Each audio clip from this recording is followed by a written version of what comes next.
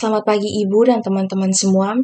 Saya akan mengerjakan ujian tengah semester Ekonomi Moneter 2 mengenai pendapat atau tanggapan dari materi yang Ibu berikan. Materi yang saya ambil tentang teori penawaran uang.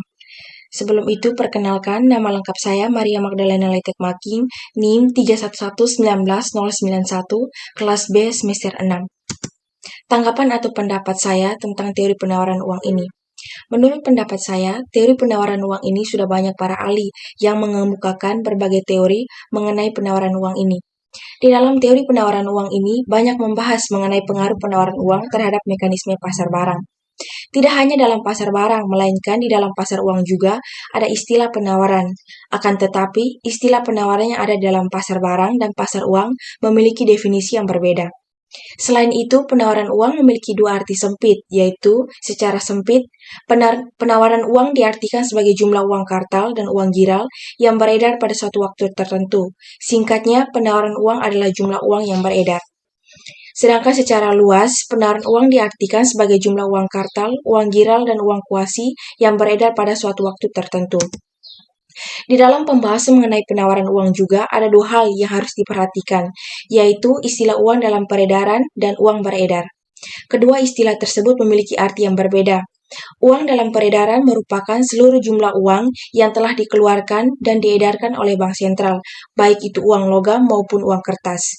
Sedangkan uang beredar merupakan semua jenis uang yang tersedia dalam perekonomian, termasuk di dalamnya jumlah mata uang dalam peredaran ditambah dengan uang giral yang ada di bank-bank umum.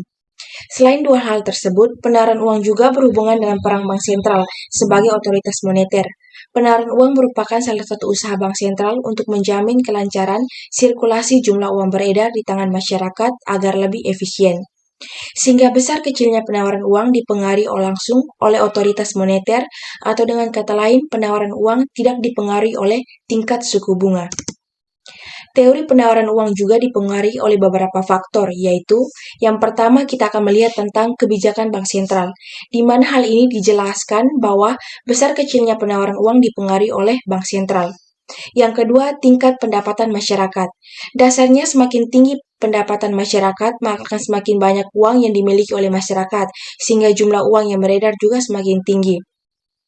Yang ketiga, tentang tingkat harga. Kenaikan biaya produksi juga pada dasarnya akan menimbulkan naiknya harga barang dan jasa. Yang keempat, peningkatan produksi barang dan jasa. Apabila peningkatan produksi barang dan jasa tidak diimbangi dengan penambahan jumlah uang beredar, maka akan menyebabkan deflasi. Jadi pentingnya penawaran uang terhadap penjualan barang dan jasa atau uang beredar di tangan masyarakat sangat penting untuk kehidupan sehari-hari masyarakat. Sekian pendapat atau tanggapan dari saya. Terima kasih.